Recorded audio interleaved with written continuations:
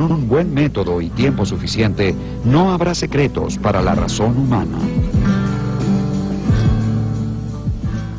Pero de estas ideas, unas son innatas, otras adventicias y otras hechas por mí. Puesto que la facultad de aprehender qué son las cosas, qué es la verdad y qué es el pensamiento, no parece provenir de otro lugar que no sea mi propia naturaleza. Descartes resalta el papel de la capacidad de razonamiento abstracto por encima del de los sentidos. De hecho, subestima el papel de los sentidos, mientras que Francis Bacon y gran cantidad de sus seguidores en Gran Bretaña otorgan mucha más importancia a la función de los sentidos humanos como fuente fundamental de aporte de información, y tratan a la razón como una facultad secundaria que en líneas generales simplemente organiza el material de los sentidos.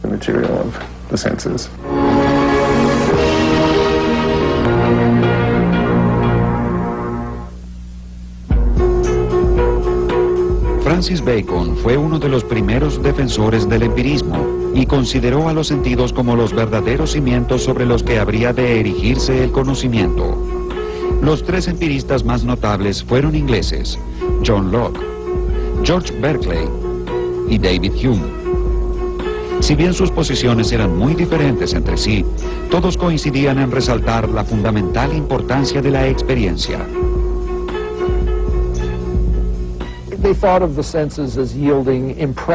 Consideraban que los sentidos producían impresiones o ideas en la mente, lo que nosotros conoceríamos como imágenes visuales. Es decir, que algo se vea de un cierto color y con una cierta forma. Y sostenían que estos datos sensoriales eran estados mentales u objetos que se presentan a la mente y están dentro de ella. John Locke fue un enemigo de la tiranía en todas sus formas y se opuso vehementemente a la noción cartesiana de las ideas innatas.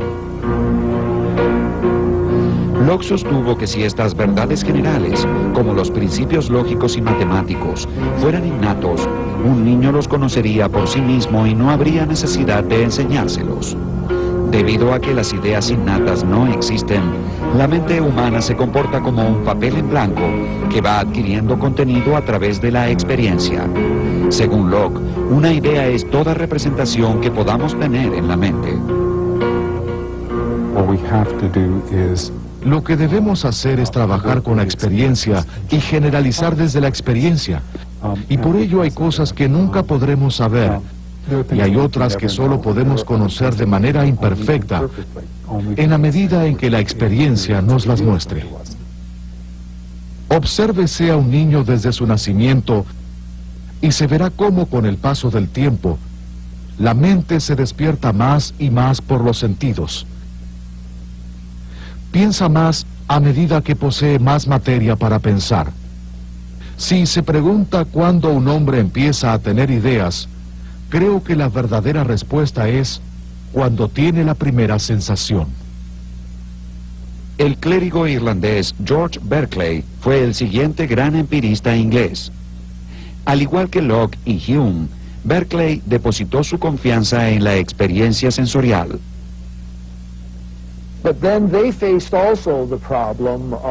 Ciertamente se enfrentaron con el siguiente problema: ¿cómo puedo pasar de lo que está dentro de la mente a lo que se encuentra fuera de ella, en el mundo físico? Y advirtieron que había un problema.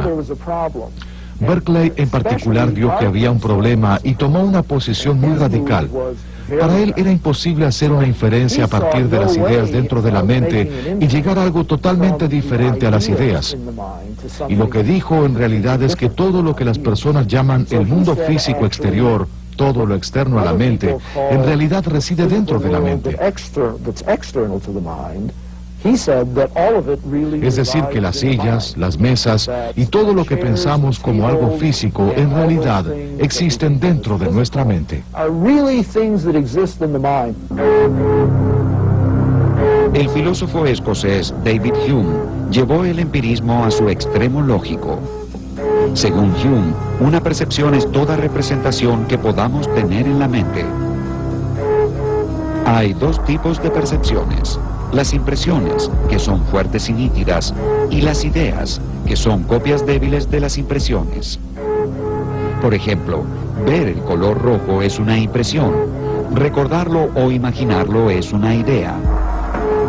Toda impresión deja una idea como huella, y toda idea se origina en último término en una impresión. So one kind of impression are sensations. And Hume would take those to be basic. Las sensaciones son un tipo de impresión y Hume dirá que estas son básicas. Una vez que uno encuentra el origen de una justificación en una impresión, no es posible avanzar más, y entonces se ha completado este tipo de regresión, con lo cual volvemos a la proposición fundamental. Según Hume, hay otro tipo de impresiones, no impresiones del mundo exterior, sino de mi propio estado. Por ejemplo, siento dolor o estoy feliz. Esas cosas son impresiones internas, de mi ser, por así decirlo, impresiones de la mente en sí. Y entonces, nuevamente, es posible encontrar el origen de las justificaciones en impresiones de este tipo. Y entonces, no tiene sentido continuar avanzando. Hume dirá, no es posible seguir avanzando. Hume escribió: la mente es una especie de teatro en el que distintas percepciones se presentan de forma sucesiva. Hume creía que las impresiones pueden ser simples o complejas. Un color, por ejemplo, es una impresión simple, pero un objeto tal como una manzana genera una impresión compleja porque incluye, aparte del color, otras dimensiones de la experiencia, como el tamaño, el gusto y demás. Una idea también puede ser simple o compleja. Muchas ideas complejas no se originan en la experiencia, sino que son el resultado de combinar en nuestra imaginación ideas simples o complejas que sí provienen de la experiencia. Hume llamó asociación a la actividad de relacionar ideas en la mente. La asociación puede ser de tres tipos: por semejanza, por contigüidad y por causalidad. Hablamos de semejanza cuando vemos el retrato de una persona y pensamos en la persona retratada. Decimos contigüidad cuando desde una ventana vemos un techo y suponemos que allí debajo hay una casa.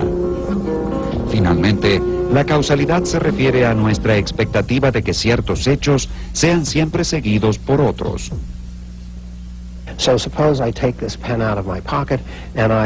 Supongamos que saco esta lapicera de mi bolsillo, abro la mano y la lapicera se cae, y repito esta secuencia una y otra vez. Seguramente pensaré que en este mundo abrir la mano es causa suficiente para que la lapicera se caiga. Y por lo tanto habré de creer no solo que la lapicera cayó en el pasado, sino que lo hará también en el futuro. Un seguidor de Hume preguntaría, ¿es posible que la lapicera no se caiga? ¿Pueden imaginar que la lapicera no se caiga? Yo diría que sí, que puedo imaginar que no se caiga, con lo cual, que la lapicera caiga no es algo a priori. Usted efectivamente prevé que la lapicera va a caerse, pero Hume diría, ¿existe alguna razón para creer que si abro mi mano, la lapicera caerá? Para Hume, la noción de causalidad se reduce a la impresión de anticipación que surge de haber experimentado repetidas veces un hecho que siempre es seguido de otro. Si bien podemos relacionar mentalmente hechos cotidianos, como por ejemplo que los relámpagos preceden a los truenos o que los virus producen enfermedades, no es posible probar la conexión necesaria entre la causa y el efecto.